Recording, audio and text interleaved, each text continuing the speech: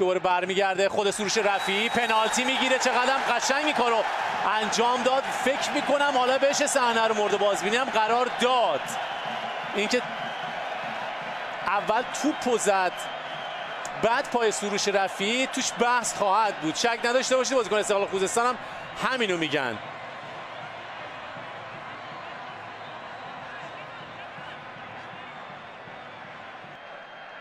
این صحنه که نمیشه واقعا نظر قطعی رو داد، هرچند نظر قطعی رو که اصلا من و شما نباید بدیم، آقای منصوریان باید اعلام بکنه.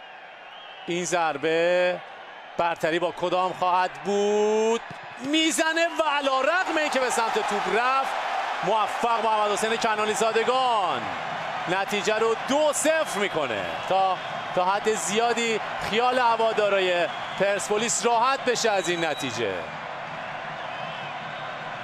ضمن اینکه آبپوش استقلال خوزستان داور رو احاطه کردن. خوشحالی روی سکوها. رشوه‌شاهی که حالا اونجا جو خاصی رو ایجاد کرده. اسمار تلاش بیشتری مطالبه میکنه، هنوز تعویض نکرده. نکته جالب توجه این دقایق هست.